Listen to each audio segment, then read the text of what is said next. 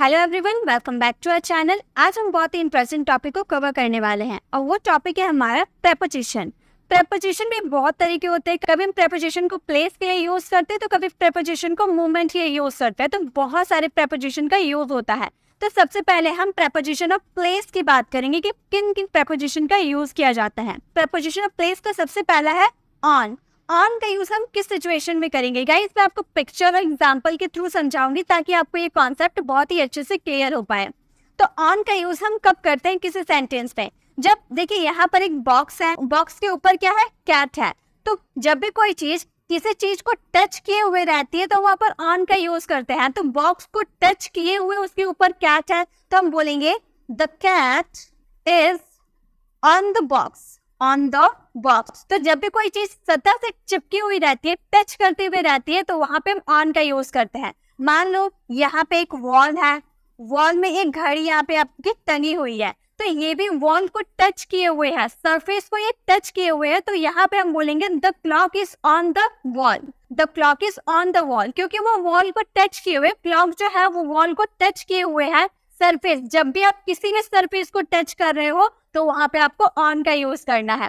ठीक है? मान लो यहाँ पे आपका सीलिंग है, छत है, छत के ऊपर ये पंखा टंगा हुआ है। यहाँ जो ये फैन है ये भी सीलिंग को टच किए हुए टंगी हुई है ना, तो ये टच करिए, सीलिंग को टच करिए। तो यहाँ भी हम बोलेंगे the fan is on the ceiling, the fan is on the ceiling. तो कोई भी थिंग्स हो जिसे सरफेस को टच किए हुए रखे हो तो वहां पे हम ऑन का यूज करेंगे। The cup is on the table. वो इस तरह से हम कोई सा भी सेंटेंस बना सकते हैं। बस आपको ध्यान क्या रखना है कि ऑन का यूज कब करेंगे? जब कोई चीज किसी सतह से चिपकी हुई रहती है, टच की हुई रहती है, तब हम उसमें ऑन का यूज करेंगे। ठीक है?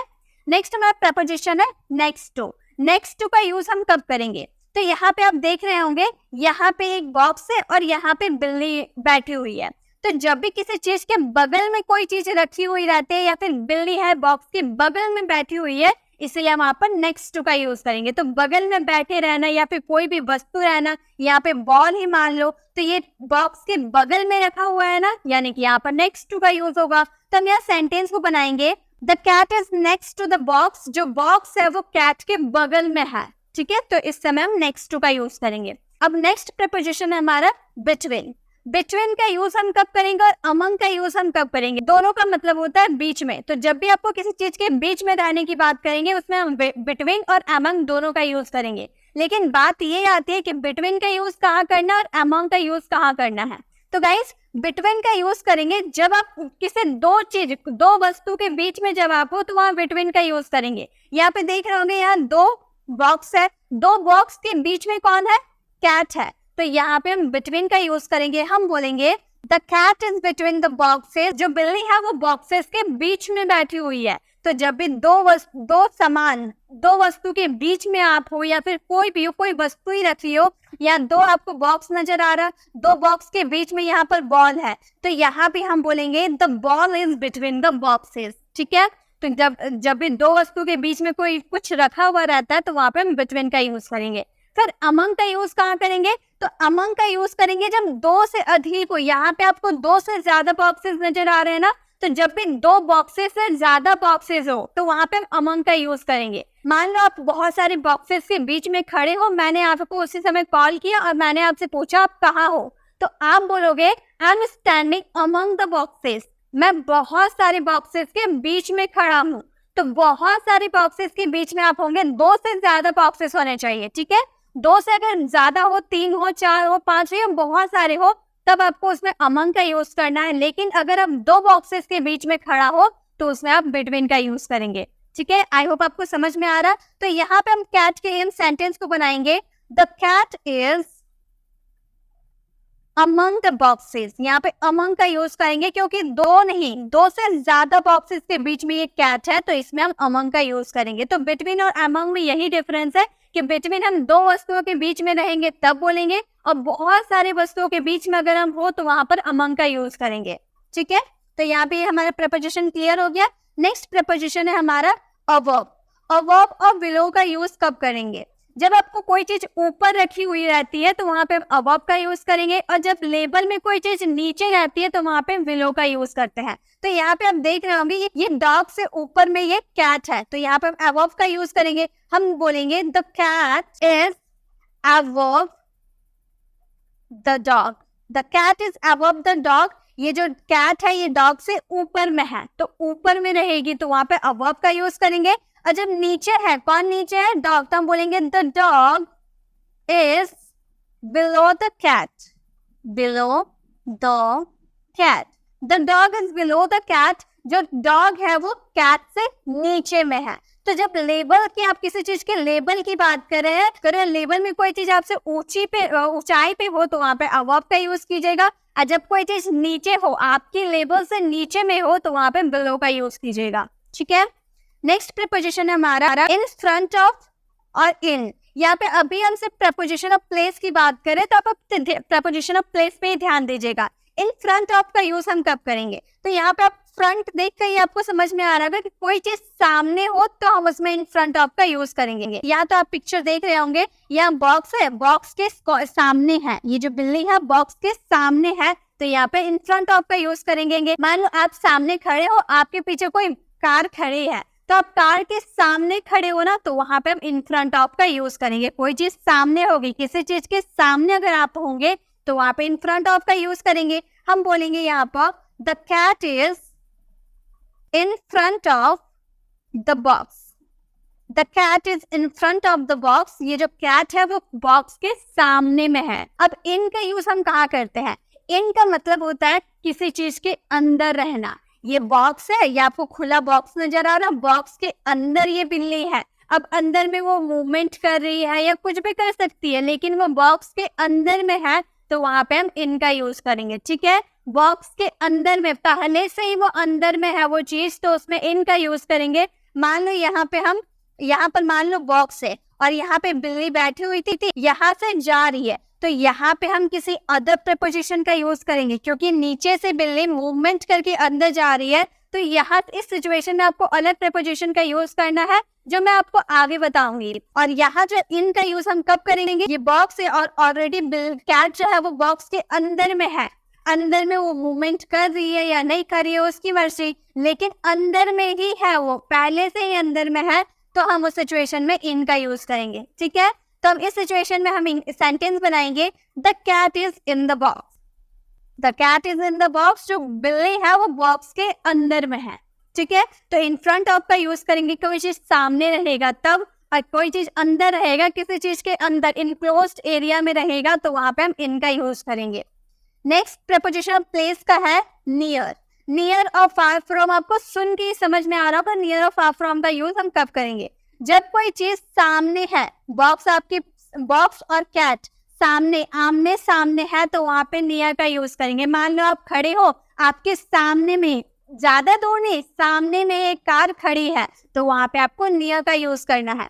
तो इस सिचुएशन में हम सेंटेंस बनाएंगे the cat is near the box, the cat is near the box. जो कैट है वो बॉक्स के सामने में है, तो यहाँ पे हम नियर का यूज करेंगे। लेकिन अगर ये बॉक्स यहाँ पर है और इसके बहुत दूर में ये कैट है, सामने नहीं है, बहुत दूर में है, तो वहां पे हम फार फ्रॉम का यूज करेंगे। हम बोलेंगे the cat is far from the box, the cat is far from the box. तो जो बिल्ली है वो बॉक्स से दूर में है, तो जब सामने कोई चीज रहेगा तो नियर का यूज कीजिएगा, और जब कोई चीज दूर में रहेगा तो वहां पर फार फ्रॉम का यूज कीजिएगा। नेक्स्ट प्रपोजिशन है हमारा बिहाइंड अंडर। बिहाइंड का मतलब होता है पीछे, अंडर का मतलब होता है अंदर। ठीक है, तो बिहाइंड यहाँ पे आप देख रहे होंगे, यहाँ पर एक बॉक्स है, बॉक्स के पीछे ये बिल्ली छुपी हुई है, सामने नहीं है। सामने रहती तो हम इन फ्रंट ऑफ का यूज करते, ये पीछे में है, बिहाइंड, बिहाइंड यानी कि पीछे, बॉक्स के पीछे में है, तो यहाँ पे हम बिहाइंड का यूज करेंगे। हम बोलेंगे the cat is behind the box, the cat is behind the box. जो कैट है वो बॉक्स के पीछे है। ठीक है, अब अंडर का यूज करेंगे। यहाँ पे आप जो कैट आपको नजर आ रहा है ये बॉक्स के अंदर है। ठीक है, आपको ये समझ में आ रहा है ना कि बॉक्स है, उसके ऊपर से बॉक्स यहाँ पर रखा हुआ है, तो ये अंदर में है, ये बॉक्स के अंदर में है, तो यहाँ पे अंडर का यूज करेंगे। हम बोलेंगे the cat is under the box, under the box.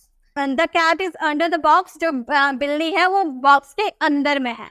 ठीक है, जब कोई चीज पीछे होगी तो वहाँ बिहाइंड का यूज कीजिएगा, जब कोई चीज अंदर होगी तो वहां पे आपको अंडर का यूज करना है। ठीक है, नेक्स्ट प्रेपोजिशन। अब हम प्रेपोजिशन ऑफ प्लेस की बात हम लोगों ने कर लिया, अब हम बात करेंगे प्रेपोजिशन ऑफ मूवमेंट, गति। जब कोई चीज में गति होगी तब हम उसमें क्या यूज करेंगे, क्या क्या हमारे प्रेपोजिशन होते हैं। गाइस, अगर ये वीडियो आपके काम की है, इसका मतलब ये आपके फ्रेंड्स के भी काम की होगी, तो जल्दी से जल्दी अपने फ्रेंड्स के साथ ये वीडियो को शेयर कीजिए। और अगर आपको जरा सा भी ये वीडियो अच्छी लग रही हो तो कमेंट में जरूर बताएं और इस वीडियो को लाइक जरूर करें। अब हम बात करेंगे प्रेपोजिशन ऑफ मूवमेंट की। जब आप कोई चीज मूवमेंट करती है तब उसमें आप कौन कौन से प्रेपोजिशन का यूज कर सकते हैं। पहला प्रेपोजिशन है towards, next away from. Towards का यूज कब करेंगे, अवे फ्रॉम का यूज कब करेंगे, वो देखते हैं। यहाँ पे आपको देख रहा होगा एक डॉग है, ये डॉग यहाँ से दौड़ते दौड़ते आए और ये बॉक्स की तरफ जा रहा है। तो कोई चीज जब किसी तरफ जाती है तो वहां पे हम टुवर्ड्स का यूज करते हैं। मान लो हम बस स्टॉप पे खड़े हो, तो बस जो आ रही है वो दूर से आ रही है, आपकी तरफ आ रही है, आपके बस स्टॉप पे आके रुकने वाली है, तो आप बस स्टॉप पे ऑलरेडी पहले से खड़े हो, वो चल के आपके पास आ रही है, तो वहां पे टुवर्ड्स का यूज करेंगे। जब किसी चीज से होकर कोई चीज आती है तो वहां पे हम टुवर्ड्स का यूज करेंगे। तो यहाँ जो डॉग है वो दौड़कर बॉक्स की तरफ जा रहा है, तो हम बोलेंगे the dog is coming, the dog is coming toward the box, the dog is coming toward the box. जो ये डॉग है वो बॉक्स की तरफ जा रहा है। अब अवे फ्रॉम का यूज कब करेंगे, यहाँ पे बॉक्स है, ये जो डॉग है ना बॉक्स से दूर भाग रहा है, देखिए उल्टे पांव दौड़कर भाग रहा है। यहाँ पे ये बॉक्स की तरफ आ रहा था, लेकिन यहाँ पे जो डॉग है वो बॉक्स से दूर भाग रहा है, तो यहाँ पे हम अवे फ्रॉम का यूज करेंगे। हम बोलेंगे the dog is going away from the box, the dog is going away from the box. जो ये डॉग है वो बॉक्स से दूर भाग रहा है। तो जब कोई चीज आपकी तरफ आएगी तो वहाँ टुवर्ड्स का यूज कीजिएगा, और जब कोई चीज आपसे दूर जाएगी तो वहाँ पे अवे फ्रॉम का यूज कीजिएगा। ठीक है, नेक्स्ट हमारा प्रेपोजिशन ऑफ मूवमेंट क्या है, इनटू। इनटू और आउट ऑफ का यूज कब करेंगे, ये सारे ना डिफरेंसेस है। इनटू कब यूज करते, आउट ऑफ कब यूज करते, ये डिफरेंस के तौर पे मैं इसीलिए बता रही हूँ ताकि आपको ज्यादा अच्छे समझ पे आए कि कहाँ पे हम किसी और की तरफ जाएंगे तो वहां पे कौन से प्रेपोजिशन का यूज करेंगे, किसी चीज से दूर जाएंगे तो वहां पे कौन से प्रेपोजिशन का यूज करें। तो ये सारे डिफरेंसेस है जो मैं एक साथ आपको समझा रही हूँ ताकि आपको ज्यादा अच्छे से समझ में आए। यहाँ पे इनटू में हम क्या देखेंगे, मान लीजिए यहाँ पे ये जो डॉग आपको यहाँ दिख रहा, थोड़ी देर पहले ये डॉग यहाँ पर बैठा हुआ था, शांति से यहाँ बैठा हुआ था, फिर अचानक उसका मूड चेंज हुआ, ये यहाँ से जंप करके ये बॉक्स के अंदर चला गया। ये पहले से डॉग बॉक्स के अंदर नहीं है, पहले वो बाहर बैठा हुआ था, फिर वो यहाँ से जंप करके वो अंदर गया। तो ये अपने जो पहले जो सरफेस था उसको सरफेस को छोड़कर वो दूसरे इनक्लोज्ड एरिया में गया। क्या समझ में आ रहा है, पहले वो ओपन एरिया में बैठा हुआ था, अचानक उसका मूड चेंज हुआ तो वो जंप करके इनक्लोज एरिया में आया, यानी कि वो मूवमेंट किया, वो मूवमेंट करके आया, तो वहां पे हम इनटू का यूज करेंगे। ठीक है, जब एक सतह से छोड़ के आप दूसरे सतह में जा रहे हो तो आप में मूवमेंट हो रहा है, तो मूवमेंट करने के लिए हम इनटू का यूज करेंगे। हम बोलेंगे the dog is going into the box, ये जो डॉग है वो बॉक्स में गया। ठीक है, तो अगर ये पहले से ये ऑलरेडी ये पहले से बॉक्स के अंदर रहता तो यहाँ पे हम इसमें इन का यूज करते, जो मैंने आपको स्टार्टिंग में बताया ना कि जब ये बॉक्स के अंदर पहले से ही रहता तो वहाँ इन का यूज करते, लेकिन यहाँ पे अभी ये सतह को चेंज किया, अपने सरफेस को चेंज किया, मूवमेंट किया, इसलिए हम यहाँ पर इनटू का यूज किए। ठीक, यही आपको समझना है। नेक्स्ट, अब आउट ऑफ का यूज कब करेंगे, मान लो ये डॉग इसमें बैठा हुआ था तो इसका मूड अब उसको अंदर बैठने का मन नहीं कर रहा, तो वो बाहर जंप करके वो बाहर निकल रहा, तो इसके भी मूवमेंट में चेंज हुआ ना। जब आप खुले एरिया किसी ओपन एरिया से किसी इनक्लोज्ड एरिया में मूवमेंट करके जाओगे तो वहां पे आपको इनटू का यूज करना है, और जब किसी इनक्लोज्ड एरिया से मूवमेंट करके आप एक ओपन एरिया में जाओगे तो वहां आउट ऑफ का यूज करना है। बात समझ में आ रही है, जब भी आप किसी इनक्लोज्ड एरिया से ओपन एरिया में जाओगे, किसी बंद एरिया से आप बाहर जाओगे तो वहां पे आउट ऑफ का यूज करना है, और किसी खुला एरिया से किसी बंद एरिया में जाओगे तो वहां पे आपको इनटू का यूज करना है। ठीक है, यही आपको समझना है। तो यहाँ पे ये डॉग जंप करके किसी इनक्लोज एरिया में था, वो जंप करके वो ओपन एरिया में आ रहा है, तो हम बोलेंगे the dog is coming, the dog is coming out of the box, out of the box, the dog is coming out of the box. ये जो डॉग है वो बॉक्स में से बाहर आ रहा है, ठीक है। नेक्स्ट प्रपोजिशन ऑफ मूवमेंट क्या है? Past around. पास्ट और अराउंड का यूज कब करेंगे? मान लो ये आपको डॉग जो दिख रहा है, ये डॉग यहाँ से चल के आ रहा है और ये बॉक्स से होते हुए क्रॉस कर रहा है, ठीक है, इसके सामने से जा रहा है, तो वहां पे हम पास्ट का यूज करेंगे।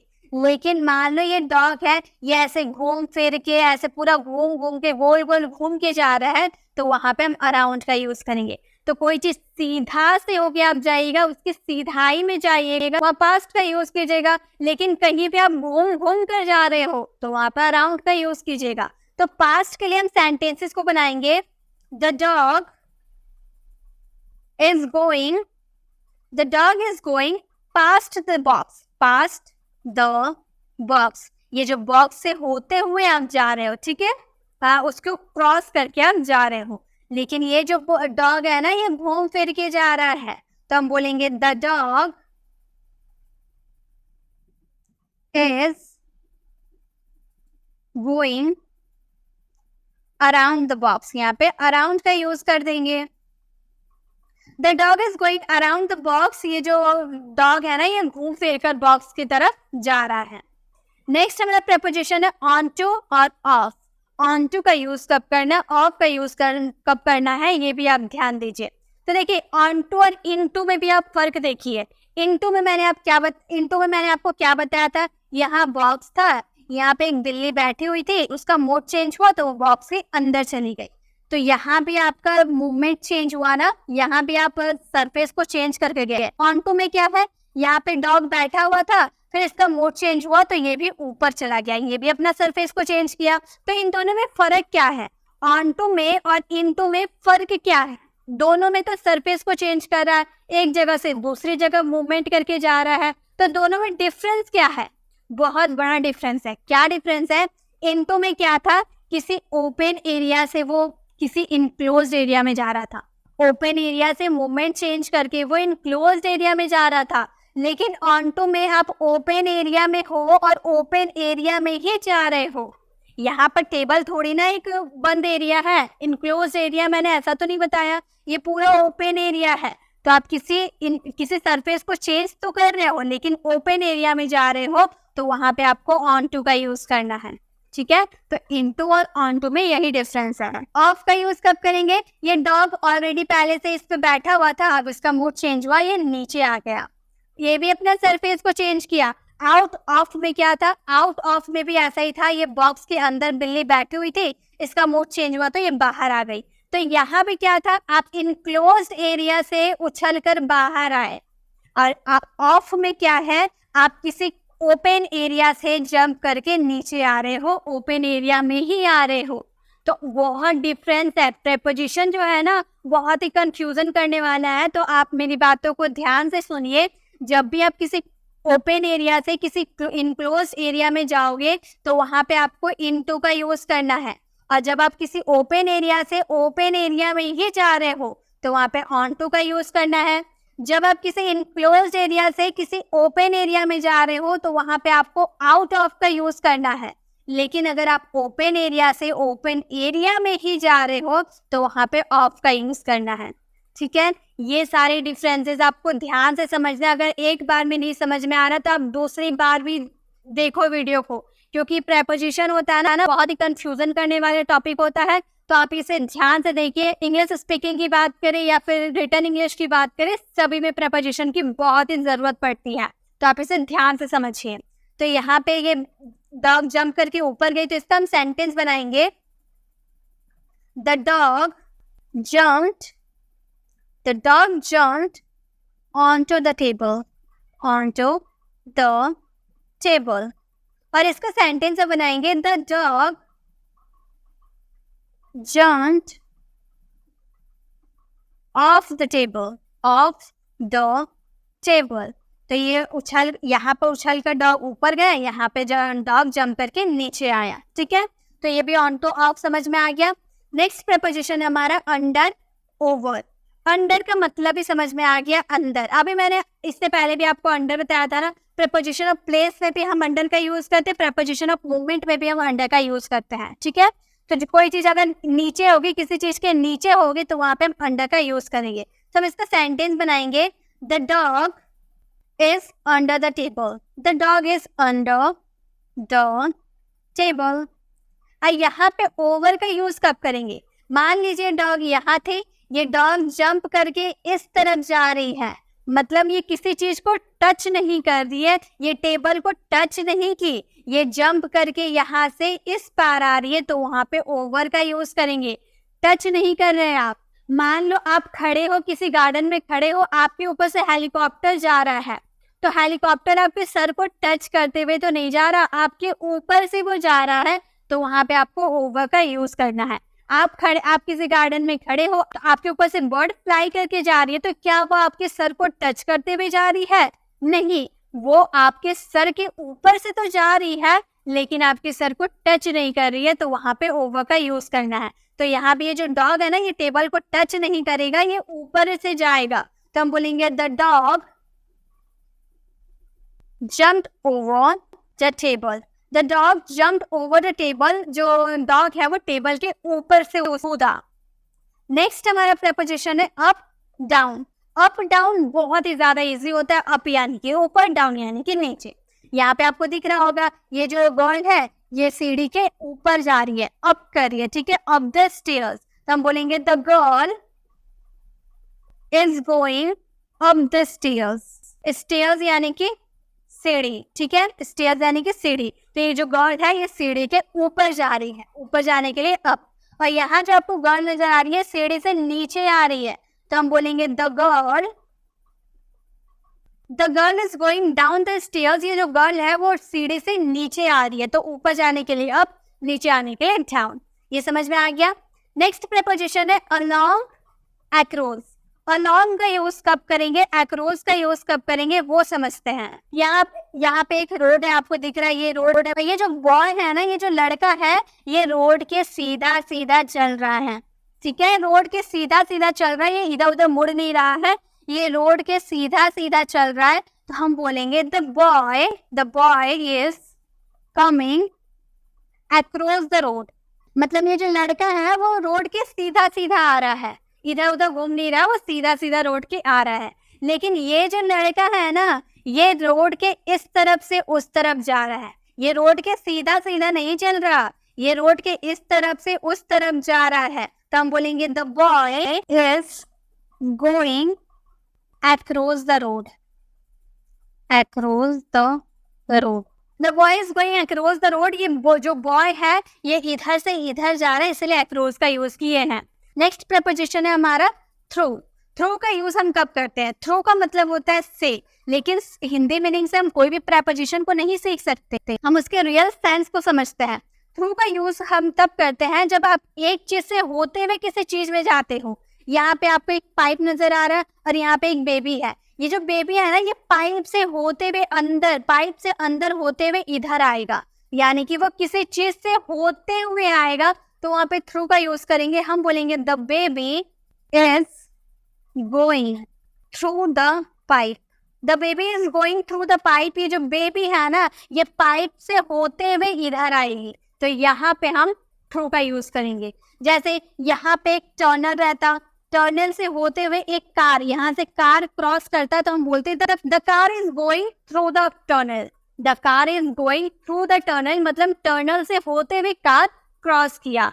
ठीक है, तो इस वाले सिचुएशन में आपको थ्रू का यूज करना है। तो गाइस, इसी के साथ हम लोगों ने जितने भी प्रेपोजिशन सीखे वो थे प्रेपोजिशन ऑफ प्लेस और प्रेपोजिशन ऑफ मूवमेंट। ये दो प्रेपोजिशन को आज के इस वीडियो में हम लोगों ने कवर किया और बहुत ही इजी वे में पिक्चर एग्जाम्पल के साथ हम लोगों ने कवर किया है। आई होप आप लोगों को पसंद भी आए होंगे। वीडियो कैसी लगी वीडियो कमेंट बताना बिल्कुल भी ना भूले। अच्छी लगी लाइक और शेयर जरूर करें। गाइस, अगर आपको डब्ल्यूएच फैमिली वर्ड्स में जरा सा भी डाउट है तो आप लेफ्ट साइड क्लिक करके हमारे डब्ल्यूएच फैमिली वर्ड्स को विजिट कर सकते हैं, उससे आपकी सारी कंफ्यूजन दूर हो जाएगी। और राइट साइड क्लिक करके आप हमारे प्लेलिस्ट में जा सकते हैं। उसमें आपको जो भी टॉपिक पे कंफ्यूजन होगा उस टॉपिक वाली वीडियोस को देखकर आप अपनी कंफ्यूजन को दूर कर सकते हैं।